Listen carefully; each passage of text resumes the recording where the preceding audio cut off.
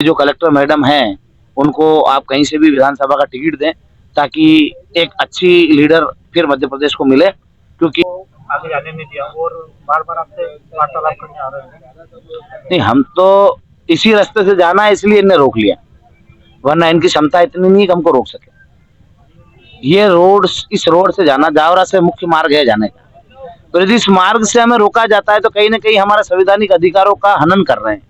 ये कहीं ना कहीं ये साबित कर रहे हैं कि आप आजाद नहीं हो, गुलाम हो, क्योंकि मुख्य मार्ग है हमारा जाने का। और यदि रतलाम कलेक्टर हमारे जिले का पालक है तो पालक के पास तो बच्चे जाते ही हैं, परिवार के लोग जाते ही हैं कि हमारा कोई शोषण कर रहा है, हमारी कोई लड़ाई हो गई है, इसका निदान हो, हमारे साथ अन्याय हो गया है।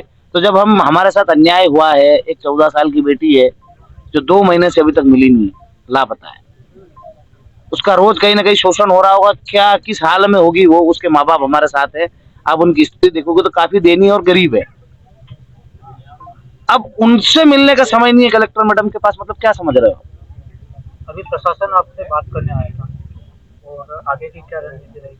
आगे की रणनीति तो यही रहेगी कि हम भारतीय जनता पार्टी से मांग करेंगे कि जो कलेक्टर मैडम हैं उनको आप कहीं से भी विधानसभा का टिकट दें ताकि एक अच्छी लीडर फिर मध्य प्रदेश को मिले, क्योंकि उनमें जो नेतृत्व क्षमता है ऐसी मैंने किसी में नहीं देखी, क्योंकि वो कलेक्टर का काम कम और राजनेताओं का काम ज्यादा कर रहे हैं। तो हमारी यही मंशा है कि भारतीय जनता पार्टी ऐसे होनहार और कर्मठ लोगों को टिकट दे ताकि वो जन सेवा में आ सके और लोगों के मुद्दे सुलझा सके। प्रशासन से आपकी भी बात हुई?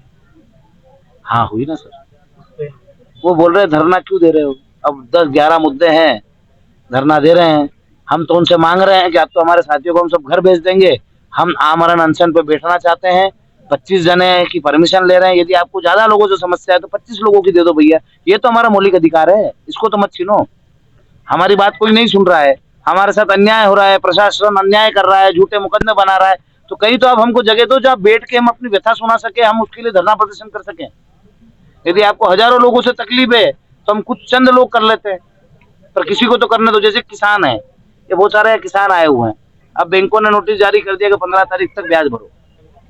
अब फसल तो कटी नहीं है, फसल कटेगी फिर हमारा मुख्यमंत्री जी उसको समर्थन मूल्य में खरीदेंगे, उसके बाद हम बेचेंगे, फिर वो हमारे पैसे डालेंगे तो हम बैंक को डालेंगे। तो जब तुम देने में लेट कर रहे हो तो लेने में जल्दी क्यों कर रहे हो? हमारी फसल हो जाए, समर्थन मूल्य में तुलाई हो जाए, उसके बाद आप तारीख बढ़ा लगा दो कि आपको जमा करना है पैसे। जिस तरीके से डंपर पकड़े प्रशासन ने वो उन्हें भरा हुआ बताया जबकि वो खाली थे, वही तो तो बोल रहे कहीं हैं ना कहीं कि प्रशासन हम प्रशासनिक दबाव के साथ साथ राजनीतिक दबाव भी झेल रहे हैं।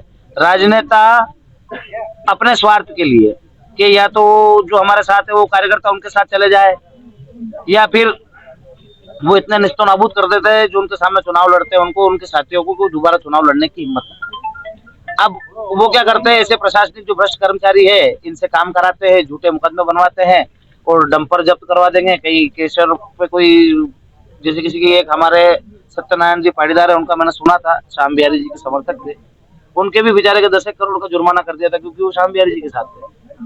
आप समझना, कोई व्यक्ति किसी के साथ चुनाव में है तो उसकी स्वतंत्रता है वो तो कि वो किसी भी व्यक्ति को वोट दे सकता है और किसी भी व्यक्ति को चुन सकता है, पर इस वोट की राजनीति की द्वेषता में आप यदि लोगों का आर्थिक नुकसान करके उनको घर से बेघर कर देंगे, उनके खाने पीने के लाले पड़ा देंगे, तो कैसे आम व्यक्ति राजनीति में आएगा? ये तो तानाशाही होगी।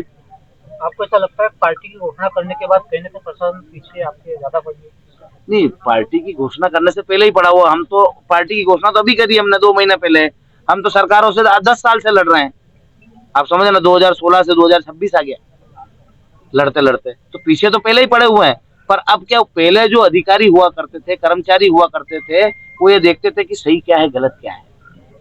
अब जब से हम लड़ रहे हैं तब से हम ये देख रहे हैं कि पार्टी के गुलाम आते हैं। इनको कहीं ना कहीं ये मंशा रहती है कि जब हमारी नौकरी चली जाए, हम नौकरी छूट जाए, तो हम भारतीय जनता पार्टी से टिकट ले लें, उनसे चुनाव लड़ लें। इनको नौकरी कम करनी है, राजनीति ज्यादा करनी है, इसीलिए तो उन नेताओं की दलाली करते हैं, उनके कहने पे काम करते हैं, उनके कहने पे मुकदमे बनाते हैं, उनके कहने पे झूठे मुकदमे दर्ज करके लोगों को जेल भेजते हैं। तो बस आपके चैनल के माध्यम से इतना ही कहना चाहेंगे कि भारतीय जनता पार्टी एक अच्छी लीडर को तलाश रही हो तो हमारे कलेक्टर मैडम बहुत अच्छी है, आपका काम पूरी ईमानदारी से करती है, तो कम से कम उनकी ईमानदारी की उनको मतलब सौगात मिलनी चाहिए।